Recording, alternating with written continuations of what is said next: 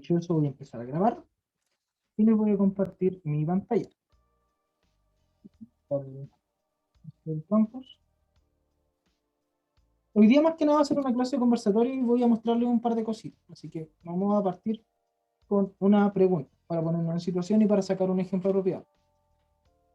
Cuando nosotros pensamos en bases de datos grandes, por ejemplo la de la universidad, ya dejamos de tratar la base de datos o las tablas que nosotros vimos en los diferentes cursos. Por ejemplo, la tabla de vendedores. A ver si me la puedo abrir. No he hecho nada. La tabla típica, o sea, las tablas de las clases que tenían, sí, ahí abrí. Que tenían un nombre, un root, una ciudad, un producto vendido, un monto unitario, una cantidad vendida, cosas así que sean pequeñas y compactas. Cuando nosotros queremos llevarlo a bases de datos formales, hay muchos puntos que tenemos que considerar y muchas razones por las cuales utilizar esas bases de datos formales. Porque aquí ya tenemos 150 datos, no es problema. Pero tenemos 150 datos y ¿cuántos campos? 1, 2, 3, 4, 5, 6, 7, 8, 9, 10. 10 campos, estamos hablando de 15.000 datos, 1.500 datos, y 500 datos. Lo cual no es nada. Entonces, se puede trabajar en base de datos tipo Excel, no hay problema en ese sentido. Pero ya cuando esto comienza a escalar y comenzamos a generar bases de datos de tamaño contundente, hay cosas que el Excel no nos va a permitir o que la velocidad del Excel no nos va a facilitar. Porque el problema de que Excel sea una herramienta tan completa y que sea tan visual y tan útil para el usuario y que sea tan cómoda, es que eso significa que hay hartos procesos atrás corriendo. Para que esto sea cómodo y sea útil para el usuario, significa que atrás hay muchos procesos corriendo.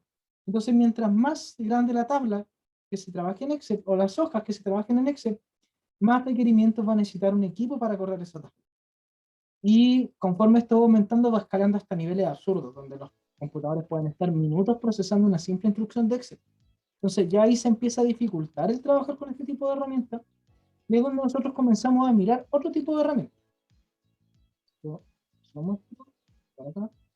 Entonces, para ponerlo un poco en situación, quiero que ustedes me ejemplifiquen un poquitito. Imagínense que yo tengo que crear una base de datos en estos momentos de la universidad, sobre los estudiantes, solamente sobre los estudiantes, no nos concentremos en el resto de cosas, ni en la vicerrectoría, ni en finanzas, ni en demás.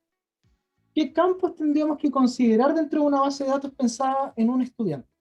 ¿Qué datos serán importantes?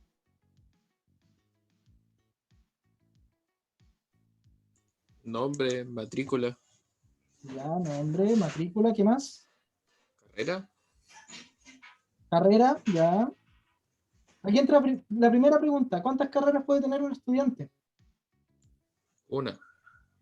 Falso. Yo tengo dos. Tengo amigos que Ah, tienen cuatro. El número de carreras puede variar, porque yo, por ejemplo, tenía la civil informática antes y tengo el magíster. Gente que se ha cambiado de carrera, no sé si es que alguno de ustedes se ha cambiado de carrera alguna vez, ha pasado de alguna carrera a otra a través de transferencia interna a la U. ¿Nadie? Bueno, para quienes se cambian de carrera, les aparecen las dos carreras en el sistema. Entonces, claro, es una activa, pero la otra igual está presente. Entonces, aquí ya empezamos con el primer problema. ¿Cuántas carreras asociamos al estudiante? ¿Tenemos que crear una tabla para dos carreras? Estadísticamente, ¿cuántos estudiantes tendrán dos carreras? ¿Y cuántos tendrán tres? ¿Será necesario, por ejemplo, hacer tres tablas de carrera? ¿Cómo solventamos esto? Ya, por ahora imaginemos que la UFRO tiene un límite de dos carreras por estudiante y que el intranet no da para más. Primer problema solventado. Siguiente paso. ¿Qué otros datos se les ocurre que deberían ir acá?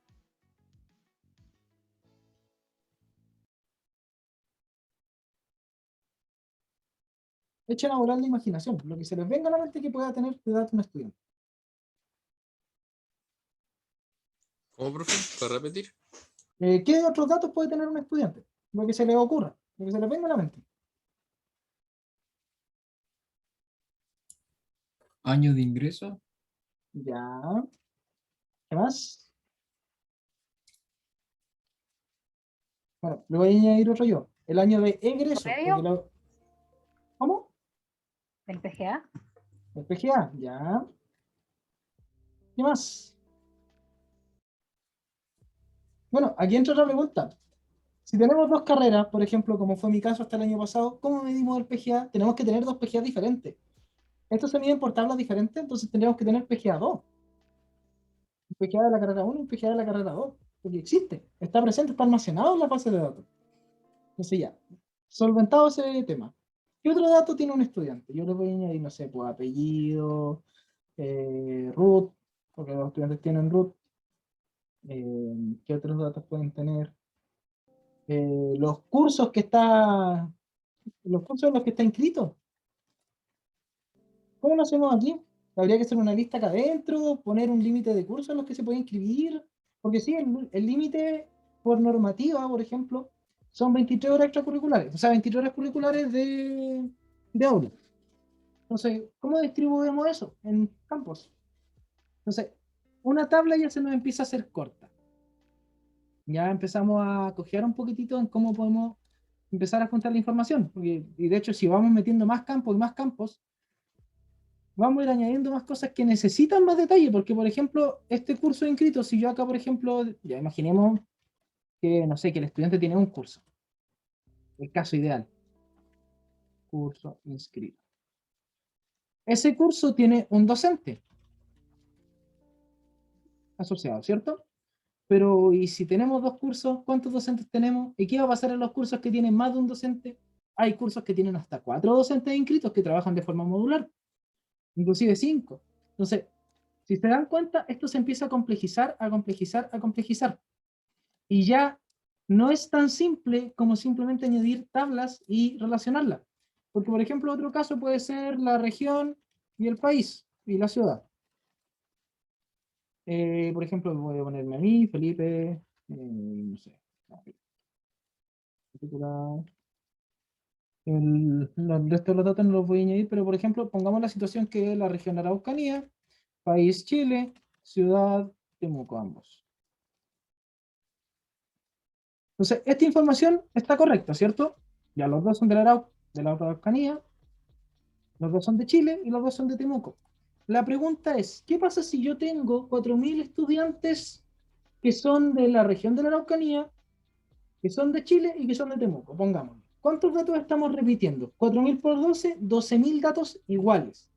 Ustedes me van a decir, ya, pero ¿es información necesaria? Sí, es información necesaria, pero quizás la forma en la que se guardan no es la correcta ni la eficiente. ¿En qué sentido? En que, por ejemplo, esto de acá, como ya les expliqué anteriormente, tiene un valor. Todo texto tiene un valor. Por ejemplo, si yo, a ver, vamos a ver si es que la cámara da. Si yo aprieto Alt y aprieto 64, sale una arroba. Si yo aprieto 25, sale un punto. La N, la B, la A, se hacen con combinaciones de números.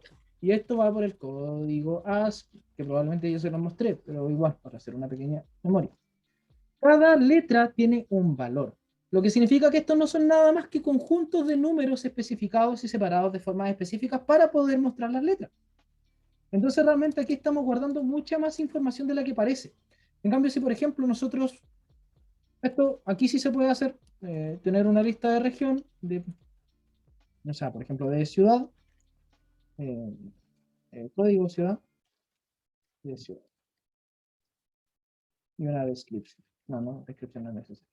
Entonces, una puede ser Temuco, dos puede ser Victoria, tres puede ser, no sé, Castro.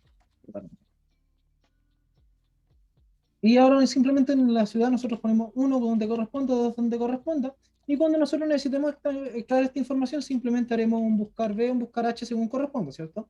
Yo creo que de eso no hay duda. Esto, claro, se puede hacer, pero cuando nosotros estamos hablando de nuevo de tablas grandes, porque aquí estamos simplificando muchísimo el cómo funciona el estudiante.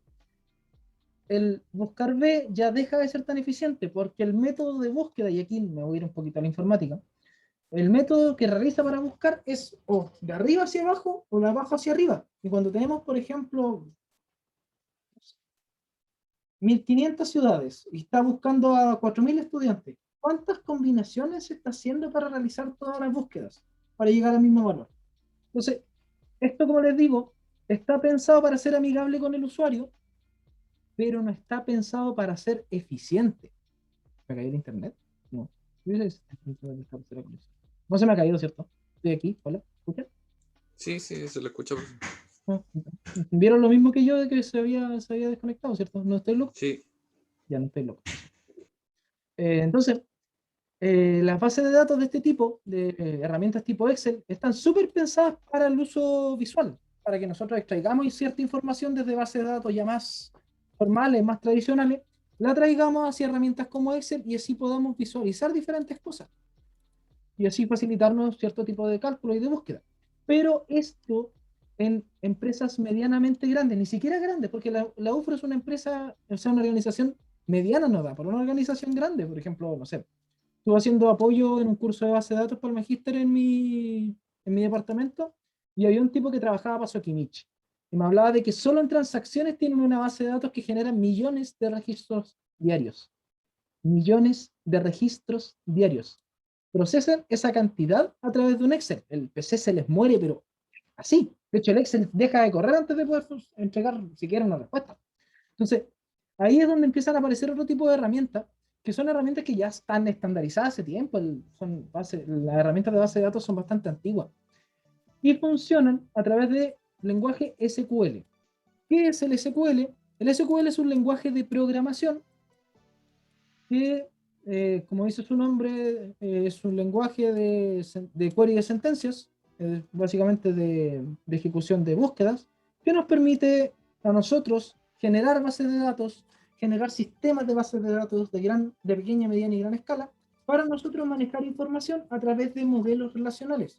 Los modelos relacionales se los voy a mostrar porque esto aparece en harto en Power BI, solo que ustedes no se van a dar cuenta que aparecen, pero igual es bueno que los tengan claros. Estas bases de datos funcionan bastante similar a lo que se ve en Excel. Funcionan a través de una clave valor y información hacia abajo, de tipo columnar. ¿Cuál es la gran diferencia? Tienen dos características principales. La primera es que esto está pensado en un lenguaje de programación de alto nivel, lo que significa que no está pensado para que sea fácil de usar para el usuario. De hecho, así se ve MySQL. MySQL, que es una de las bases de datos más comúnmente usadas por la gente. Esto ya es pasar a trabajar acá. Aquí nosotros podemos, por ejemplo, yo ya tengo una base de datos creada, universidad, y nosotros podemos ir utilizando, por ejemplo, mostrar las tablas que están creadas y ese tipo de cosas. Se pueden hacer cosas acá adentro. Pero si se dan cuenta, ya no estamos trabajando en un entorno gráfico bonito, que se adapta a las necesidades del usuario, que nos permite graficar. No, acá tenemos datos puros, información plana, puro texto. No tenemos gráficos ni tenemos para hacer tablas dinámicas y ustedes me van a decir, pero entonces eso no es útil para tomar decisiones.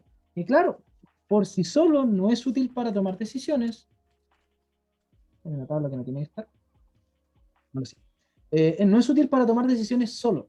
Entonces lo que se hace es ocupar herramientas como Power BI para extraer la información de este tipo de bases de datos, que son las encargadas de almacenar los datos de una forma mucho más rápida y más eficiente. De hecho, aquí pueden ver que, por ejemplo, por una tabla se demoró 8 milésimas, o sea, 8 centésimas de segundo, lo cual no es nada. Mostrar las tablas, si yo quiero hacer búsqueda, bueno, después vamos a ver los tiempos, porque los voy mostrando.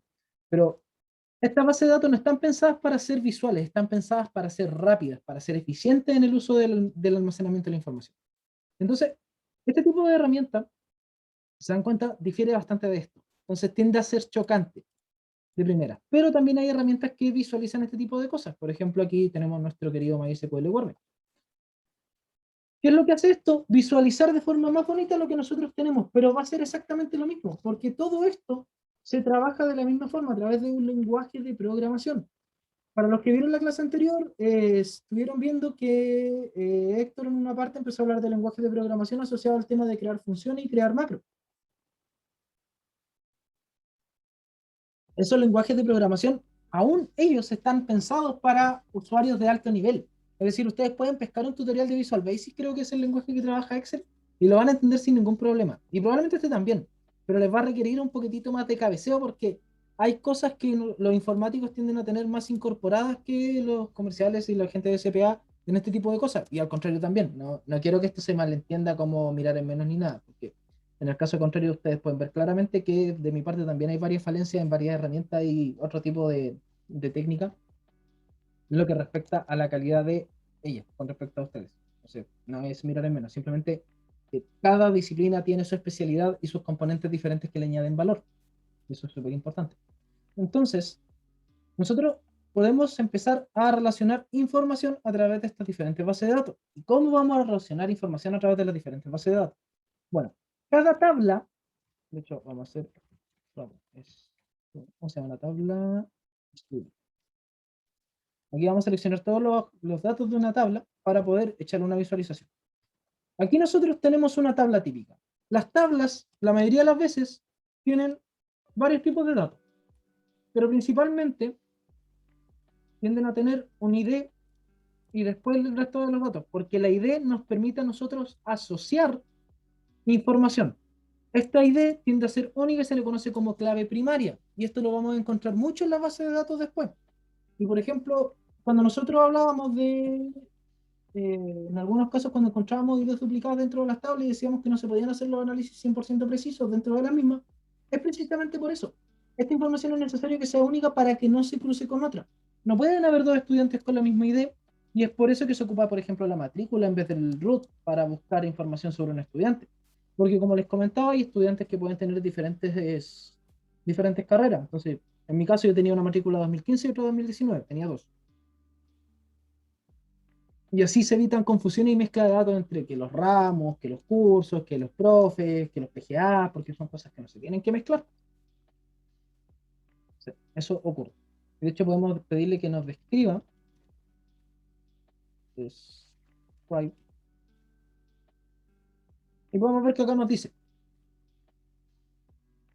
Vamos a ver el campo, el nombre, el tipo de datos, existen varios. Varchar no es nada más que texto, porque no se asusten, este es texto. Int significa entero, es decir, son números. ¿Puede ser nula? No, no puede ser nula. Es llave primaria. ¿Qué significa que sea llave primaria? Que este es un campo único y repetible y que nos permite a nosotros extraer información de forma más segura, asegurarnos de que la información sea única y evitar redundancia dentro de la base de datos. Y no solamente acá, por ejemplo, otro caso que les mostraba era el de acá. ¿Qué pasa si nosotros tenemos una ciudad? Necesitamos que esta información no se repita tanto porque guardar un número, guardar un 1, pesa bastante menos que guardar un texto. Por ejemplo, vamos a hacer un ejemplo súper burdo que va a servir de idea. 1. Yo guardo esto en documentos. No,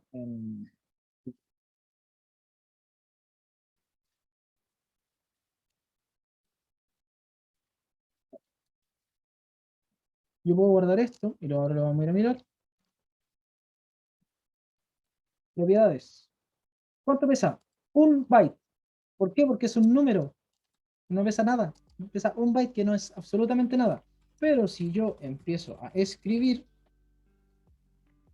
y actualizo esta información, pasó a 29 bytes. Básicamente uno por carácter.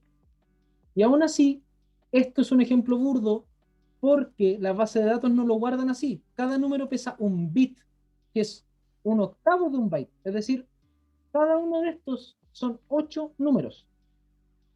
Entonces, para que se hagan una idea, en este caso tenemos 29 letras, porque los espacios también se cuentan. 29 por 8, estamos hablando de 232 bytes. O sea, 232 bits. Y en cambio, guardar un número es un bit. Entonces, la diferencia, ustedes me van a decir, ya, pero estamos hablando de bits, de bytes, estamos hablando de un tamaño absurdo. Ya, pero estoy hablando de una línea de texto. Si esto lo llevamos, imagínense una base de datos de 7000 situaciones donde se ocurre esto mismo, que hay 29 bytes que se están utilizando de más. Ya empezamos a ver, por ejemplo, que esos 29 bytes por 4000 se empiezan a hacer 116.000 bytes que se están usando de más cuando podríamos estar usando bits. Es decir, esto lo dividiríamos, pasaría a ser un bit por 4000. Bueno, 1 por 4000 es 4000, obviamente. Y esto lo dividiríamos por 8, estaríamos ocupando esto recién, 500 bytes, o sea, 500 bits con respecto a los 229 bytes que está ocupando acá, que son 29 por 8, es 100 y tanto. Entonces, esto de nuevo está pensado para ser eficiente en el almacenamiento de la información. De ahí proviene todo el tema de la base de datos y por qué, por ejemplo, déjenme mostrar el análisis de la base de datos en cuestión para que lo podamos ver de forma más visual. Porque estas bases tienden a ocupar varias tablas que se relacionan entre sí, que tienden a tener muy poca información. Por ejemplo, aquí podemos ver cómo funciona la base de datos que está establecida. Y en este caso es una base de datos bastante sencilla, que tiene como centro de todo la clase. La clase tiene estudiantes, la clase tiene profesores, la clase tiene cursos, la clase tiene semestre. Porque cada semestre una clase se puede cursar o no se puede cursar. De hecho, cada programa de asignatura se realiza por un semestre diferente.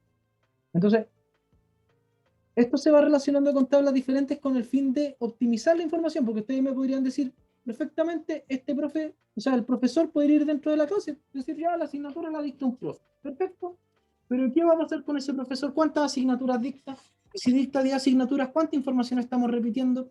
Y si cada profesor de la universidad dicta 5 asignaturas, ¿cuánta información estamos repitiendo? Entonces, eso comienza a escalar y a ser una bola de nieve de tamaño que no es viable de cara a llevar una base de datos que se conoce como normalizada. Estas son reglas normales para evitar duplicidad de datos. Lo mismo el curso o lo mismo el semestre. Podría ser perfectamente que ustedes acá añadan semestre y añadan año y listo. No se complica la existencia. Pero de nuevo, ¿cuántos campos estamos repitiendo? Entonces ahí entran a jugar lo que son los códigos. Y de hecho vamos a ir mirando las otras tablas para que veamos lo que contienen. Porque si hacemos un select en clase, podemos ver que, en primer lugar, la clase tiene un código, un semestre, un código de semestre, un código de curso y una ID de profesor. ¿Y a mí qué me dice esto? No me dice nada. Pero si es que yo empiezo a buscar con profesor, por ejemplo, where ID igual. Si yo empiezo a buscar ya otro tipo de información, es decir, empiezo a buscar los profesores. Ahí ya cambia la cosa. Aquí me muestra los... Bueno, si no hago las dos juntas. ¿Metí un código que no era? Sí, probablemente sí. Entonces vamos a volver acá. Voy a estar ordenando. Y de profesor 20.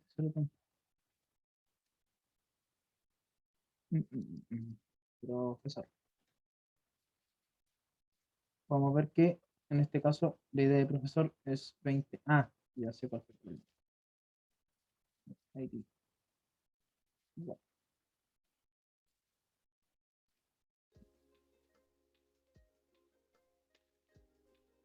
Ah.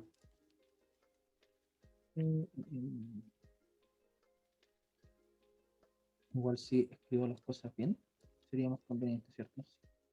Profesor igual. Ahí, precisamente. Entonces, ya el código que vimos antes ya nos empieza a decir cosas. Porque vimos que la clase, y de nuevo vamos a abrir la query de la clase. Yo creo que la voy a ir dejando abierta. La query de la clase contenía un código de profesor, y ese profesor está conectado a varias clases, porque el código del semestre va cambiando el código de la clase. Por ejemplo, esta clase es diferente a esta clase es diferente a esta. Entonces, si bien algunas se van cursando en el mismo semestre, por ejemplo, hay dos en el semestre que tienen el semestre 2, el profesor se mantiene. Entonces, esa misma asignatura, esa asignatura la hace el mismo profesor. Y así se va relacionando la información, todo a través de claves y valores. ¿Y cómo se relacionan esas? Se relacionan a través de lo que se llama modelo relacional y a través de estas líneas que tenemos acá. ¿Qué significan estas líneas? Bueno, nosotros marcamos la línea, nos dice la idea de profesor se relaciona con idea de profesor en esa tabla. Si yo ahora la pongo acá, código de curso se relaciona con código de curso en la otra tabla. Si yo la pongo acá, código de semestre se relaciona con código de semestre. ¿Esto siempre tiene el mismo nombre? No, puede ocurrir que tengan nombres diferentes, pero uno tiene que saber distinguir cuál es cuál cuando uno crea la base de datos. Y esto nos permite, si se dan cuenta, almacenar mucha menos información, porque aquí tendría que ir el nombre de la clase, el semestre, el curso y el profesor. Entonces, comparemos en tamaño lo que significa 1 con 465 20.002. Esto es un ingreso de una base de datos absurdamente pequeña, que es para el ejemplo, 16 bytes con, aquí correspondía esto, código de clase, en este sería el nombre de la asignatura, por ejemplo, Business Intelligence, y aquí lo estoy acortando porque los cursos se llaman de cosas más grandes, tienen nombres terriblemente largos, 2022, por ejemplo, código de curso Eso no cambiaría. Por ejemplo, 567. Y la idea del profesor sería Felipe Vázquez. Y ahora nos vamos a ver de nuevo las propiedades de nuestro documento. Y vemos que pasa de 16 a 59. El tamaño empieza a aumentar rápidamente. Y eso, cuando tenemos un dato o dos datos, o esta base de datos de ejemplos que es chiquitita, no es tanto. Pero cuando esto ya empieza a escalar, nos vamos a dar cuenta que las herramientas convencionales, o sea, las herramientas visuales quedan cortas, pues empiezan a colapsar entre ellas. Entonces ahí es donde aparecen este tipo de cosas. Aquí podemos ver, por ejemplo, otro tipo de relación, porque estas relaciones, si se dan cuenta, tienen una marquita acá. Que esto es súper importante que quede claro porque esto se va a ver harto en Power BI. Tenemos líneas. ¿Qué significa la línea? Significa que existe un tipo de relación numérica entre el profesor y la clase. Por ejemplo, un profesor, ¿cuántas clases puede cursar? Puede cursar muchas clases, puede hacer de profesor en muchas clases, pero cada clase, de acuerdo a cómo está hecha esta base de datos, va a tener un profesor. Un semestre, fíjense, un semestre tiene muchas clases, pero cada clase tiene un solo semestre. Un curso tiene muchas clases, pero una clase solo tiene un curso. Eso es lo que nos indican las líneas. Esta línea de acá significa que es de uno a muchos, es decir, un profesor para muchas clases. Existe también la relación 1 es a 1, es decir, tal como dice su nombre, 1 es a 1. Una persona puede tener un root, si es que quisiéramos sacar el root, que no tiene mucho sentido, pero para que se entienda la idea. Entonces, este tipo de relaciones existen, las relaciones 1 a 1. Normalmente se mantienen dentro de la misma tabla porque no tiene sentido sacarla, porque es información que no se va a repetir, y la información que se saca es la información que se tiende a repetir. Entonces, existe la relación 1 a 1, que no la vamos a considerar en el resto del curso, pero que hay que mencionarla. La relación 1 a muchos, es decir, uno de algo tiene muchos de otro. Por ejemplo, imagínense que estamos haciendo un modelado de un sistema para base de datos de automóviles. Un automóvil, imaginemos que puede tener los 4 neumáticos diferentes. Yo no tengo idea, porque tengo bicicleta. Entonces, un automóvil puede tener muchas ruedas diferentes, y no solamente las 4 que tiene ahora, sino que en el futuro puede tener muchas ruedas, puedes tener un almacén con llantas, por ejemplo. Para un ejemplo un poquito absurdo, pero para que se entienda la idea. Entonces, ese tipo de relaciones se tratan así. ¿Cuánto de uno puede tener el otro? Es una buena forma de distinguir. Un profesor siempre puede tener muchas clases. Un curso siempre puede tener muchas clases. Pero al mismo tiempo, una clase no puede tener muchos cursos, sino que un solo curso. Una clase no puede tener muchos semestres, porque de nuevo, cada clase está planificada para un semestre. Entonces, cada clase tiene que tener sí o sí un solo semestre. Y si nos vamos ahora a semestre para ver qué es lo que tiene, que no lo hemos visto, vemos que dentro contiene información relacionada, obviamente, al semestre. La temporada, otoño-primavera, y el año. Aquí dice año porque las ñ con la base de datos no se llevan bien. Entonces podemos ver el código, la temporada y el año. Esta temporada, en vez de ser otoño-primavera, podría ser semestre 1, semestre 2 también, es otra alternativa, pero se entiende la idea. Entonces, nos estamos ahorrando mucha duplicidad de datos al hacer esto, porque si se dan cuenta, cuando nosotros presentamos esto en la clase, simplemente aparece un número. Entonces aquí tendría que ir toda esta información. Por ejemplo, en el 1. Ya, los que están en el 1 tendría que ir otoño 2020. ¿Y cuántas veces? 1, 2, 3, 4, 5, 6. Bueno, más fácil contarlo. No, 8 es un poquito así que me pero voy a hacer que la máquina lo contara, pero okay. 11, 12, 13, 13. 13 veces repetir esta misma información. Y de nuevo, este es un ejemplo pequeño. Piensa en cuántas asignaturas hacen un semestre la UFRO. Al ojo, en una carrera de 5 años, son 5 ramos por semestre, son 9 semestres, 9 por 5, 45 de una carrera. Ahora multipliquen eso por las 40 y tantas carreras.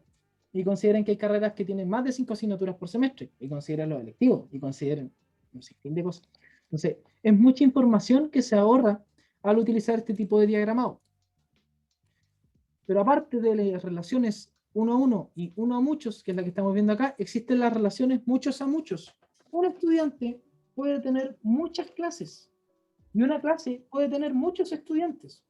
Porque, por ejemplo, los pongo de ejemplo a ustedes mismos. Ustedes tienen probablemente 4 o 5 asignaturas. Pero al mismo tiempo, esta asignatura no tiene solamente uno de ustedes. Tengo a 30. O asumo que alguno habrá votado el ramo, así que tendré unos 24, 25.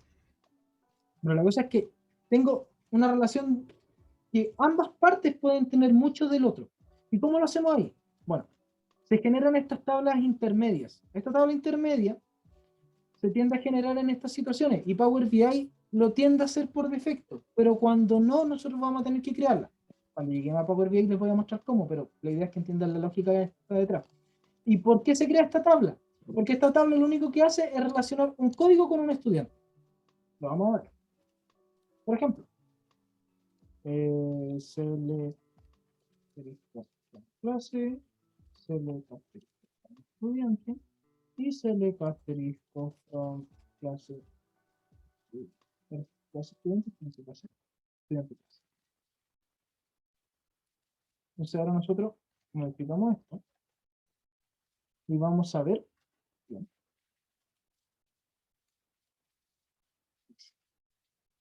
Vamos a ver qué es lo que contiene cada uno.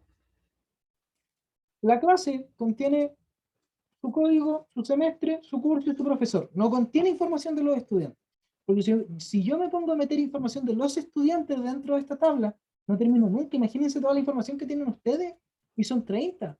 Imagínense para los 8.000 estudiantes que tiene la otra sin considerar posgrado.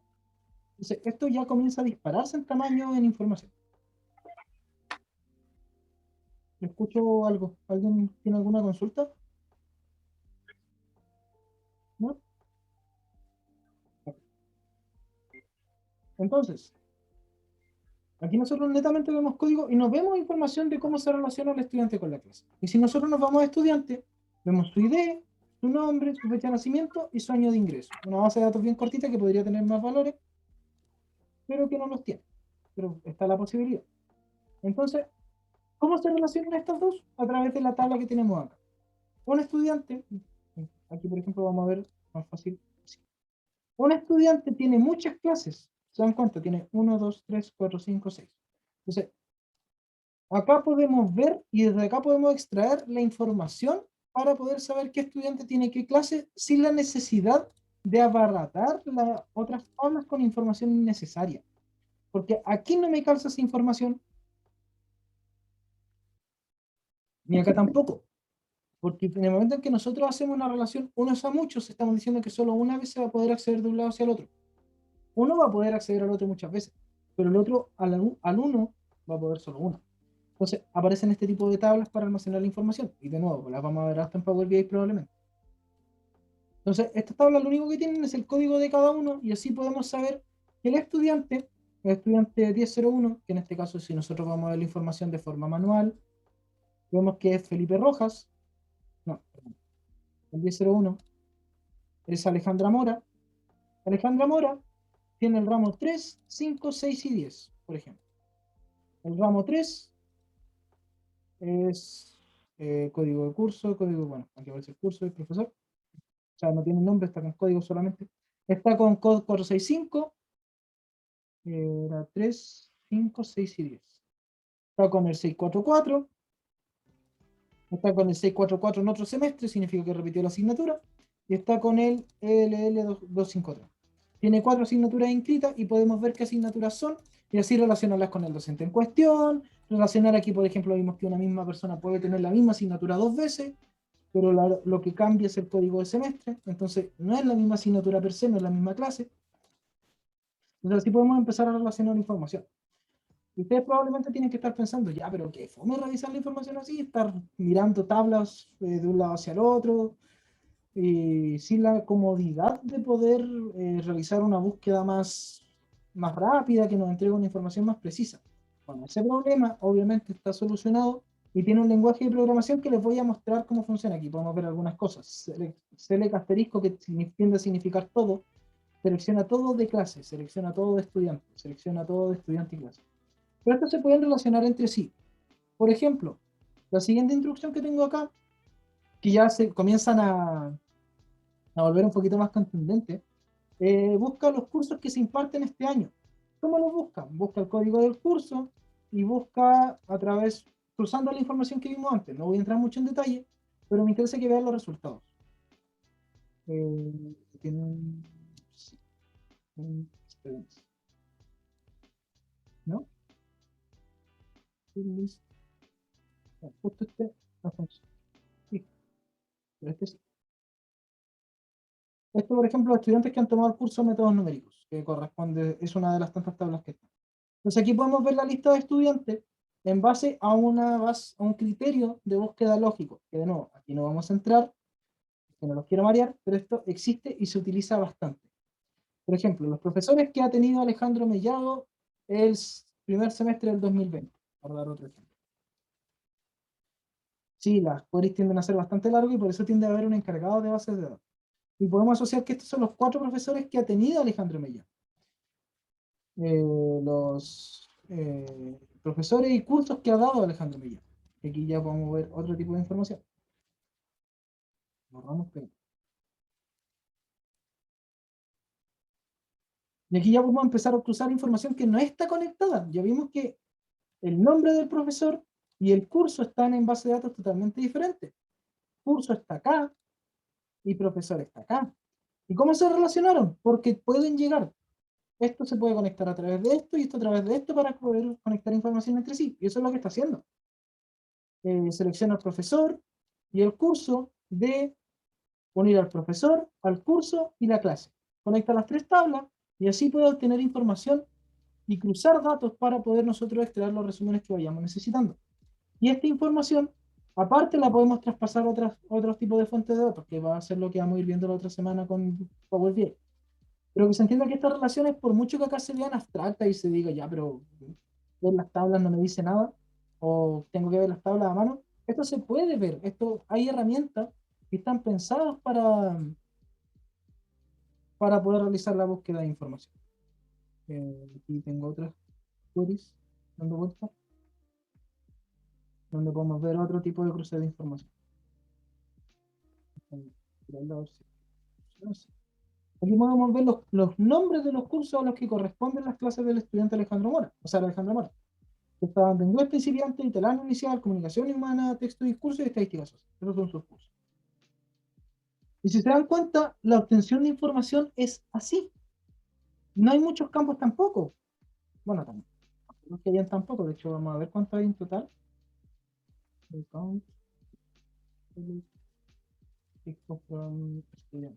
Vamos a ver algunas tablas.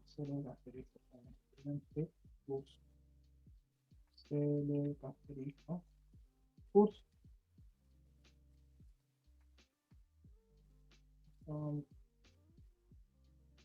¿Alguno de ustedes había trabajado o visto bases de datos relacionales antes? ¿O han trabajado netamente con Excel? Yo asumo que para la gran mayoría esto tiene que ser, no la gran maravilla, pero sí algo totalmente diferente a lo que han visto antes.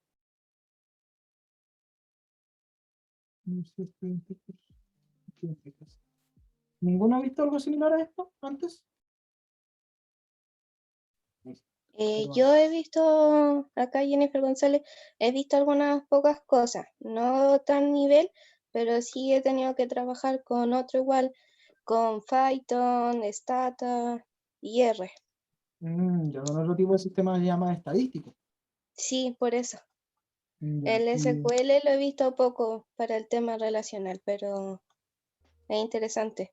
Pero sobre todo me gustaría más el tema de Python, siento que es más exigente y se necesita más aprender. ¿Ustedes le exigen Python ya en empresa?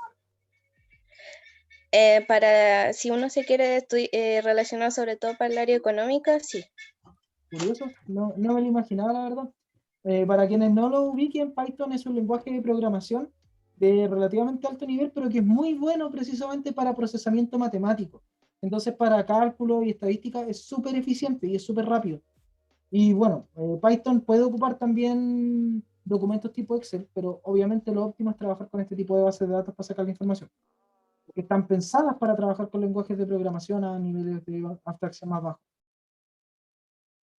Gracias por tu experiencia, Jennifer. Aquí podemos ver que tenemos no pocos datos que se están relacionando entre sí y que las búsquedas no se demoran nada. Y de hecho podemos ver exactamente el tiempo que se demora, que acá no nos muestra, pero lo podemos ver en la consola. Es decir, es lo que corresponde a el lenguaje feo. Ay, no me deja pegar, qué pereza. Bueno, vamos a escribir una cortita para darle al instante. Profesor,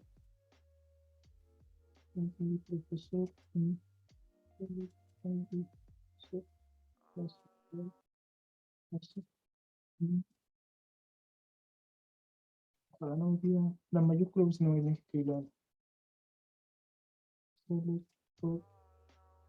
Clase con estudiante clase, where ID estudiante in select ID estudiante from estudiante web nombre igual Alejandro Mellado.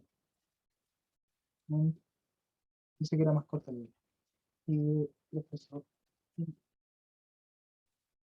select ID. Como me he equivocado, me voy a reír.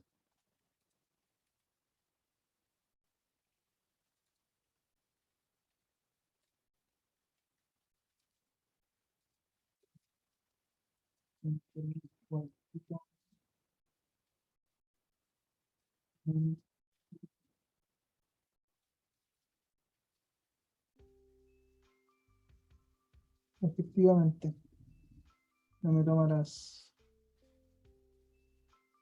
No me tomarás mayúscula o puse alguna parte. Ah, no, es que no era code class, era code-class. Bueno, esto ocurre cuando no se pueden copiar las cosas directamente. Ahí está. Y aquí podemos ver que se demoró cuánto en realizar. Fíjense el tamaño de esta cuestión. Es un query enorme. Seleccionar el nombre del profesor, donde la ID del profesor sea igual a la ID de la clase, donde el código de la clase, donde el código de la clase del estudiante, donde el estudiante tenga la ID tanto, o sea, tenga la ID donde el nombre sea igual a Alejandro Mellado. Estamos hablando de que se recorrió 4 tablas y se demoró menos de una centésima de segundo. Ustedes me van a decir, ya, pero es poca información la que entregó. Pero fíjense el tamaño de las búsquedas y lo poco que se demora. ¿Cuánto creen ustedes que se habrían demorado en Excel en buscar esto? A punto de buscar B y buscar X y buscar H. ¿Cuánto tiempo creen ustedes que les habría tomado? Al ojo.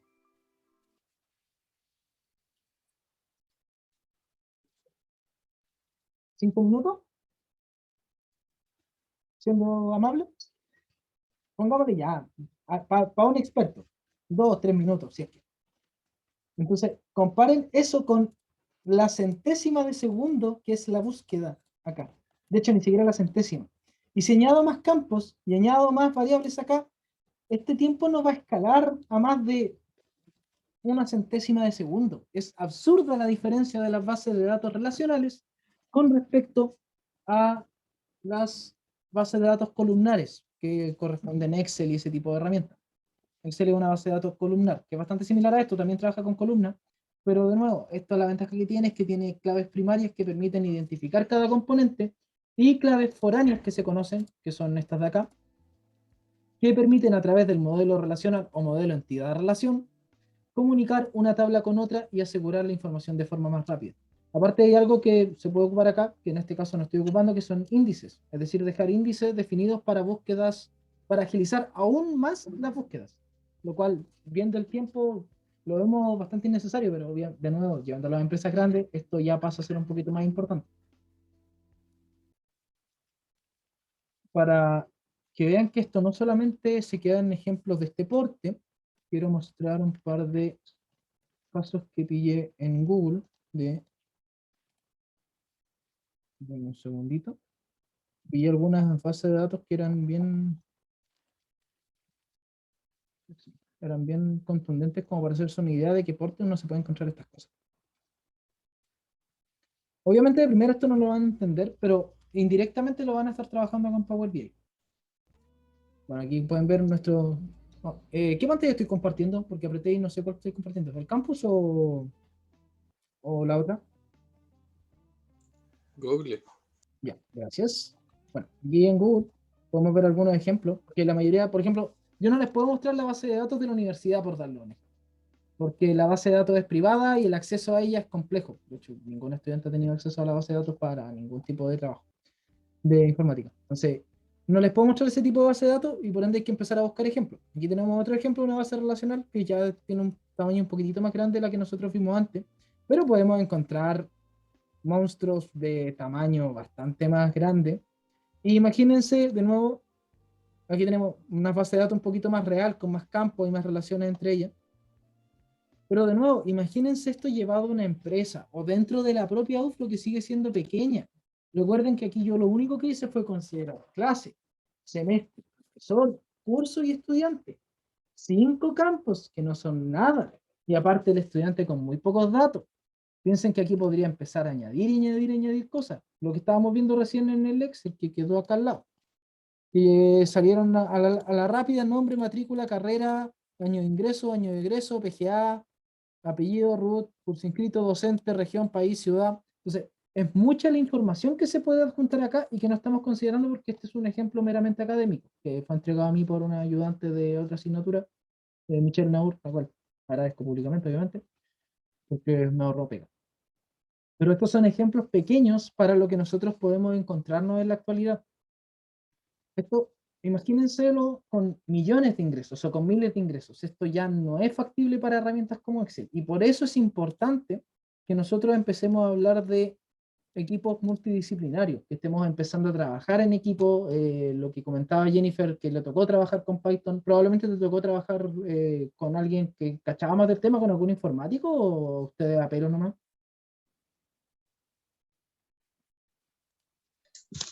Disculpa, ¿cómo? ¿Qué fue lo que dijo? ¿Les tocó trabajar con algún informático cuando estuviste trabajando con Python o ustedes a pelo nomás? No, yo lo que tuve que hacer, bueno, en primera instancia cuando me enseñaron o vi todo eso, fue la práctica que ya como que sabían todo y al final me arrojaron prácticamente a los leones nomás así como, toma, aprende esto y aplícalo. Pero después me entró el bichito más de ir aprendiendo el resto. Entiendo. Ya, pero, eso igual lo pueden hacer, empezar a curiosear por su parte diferentes herramientas de base de datos para poder facilitar el uso de información, pero cuando nosotros estamos dentro de empresas, recuerden que son la importancia de los equipos multidisciplinarios. Y los informáticos lo saben todo porque nosotros tendemos a ser bastante cuadrados y bastante malos para entregar información. De hecho, ustedes probablemente ya se han percatado que mis habilidades de presentación visual de elementos no son precisamente las más buenas, por no decir que son malísimas. Pero mi especialidad está en otro lado. Entonces, es importante que cuando nosotros estamos realizando trabajos grandes, sepamos cuándo nosotros establecer los límites y llevar ese tipo de componentes hacia la gente más especializada. Por ejemplo, si nosotros sabemos que vamos a trabajar con base de datos de miles de componentes, de miles de usuarios, de miles de transacciones o de millones de transacciones, necesitamos un equipo de informáticos que esté trabajando con eso. O un comercial que se haya capacitado, que también es una posibilidad, pero no es lo recomendado. Porque las capacitaciones que hacen ustedes son correctas, pero no son óptimas de cara al uso totalmente correcto de la herramienta. Entonces, ¿se pueden capacitar bien? Sí, se pueden capacitar bien, no hay problema con eso. Y si lo hacen, excelente. Pero si no tienen el interés en capacitarse o obtener ese tipo de información, es importante que sepan cuándo contactar con gente externa. Ya sea informático, ya sea mecánico, ya sea electrónico, ya sea industriales. Todo va a depender de la situación. Pero estas herramientas están aquí y las vamos a comenzar a utilizar de nuevo sin que se den cuenta, porque Power BI realiza este tipo de relaciones. Les voy a abrir rápido el Power BI, que tengo un par de cosas que estuve probando. Vamos aquí a ver, señor. Porque esta herramienta, como es gratuita, sí la puedo utilizar. Así que la puedo mostrar rápido. ¿Esta, no?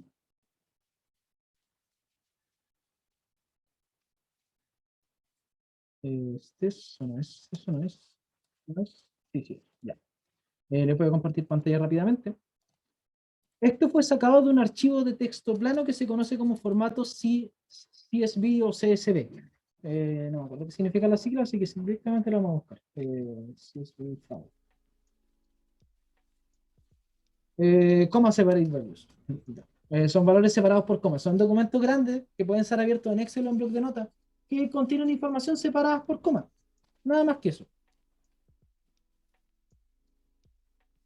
Están separados por coma.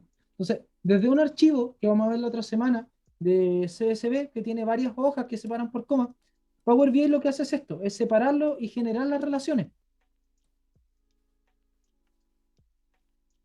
Y aquí podemos ver que efectivamente se genera el mismo tipo de relaciones que estábamos viendo recién. Relación de unos a muchos, de unos a muchos, de unos a muchos, porque está en una tabla muchos a muchos. ¿Por qué? Bueno, en este caso es porque es la misma base de datos, pero pasa a un CSV.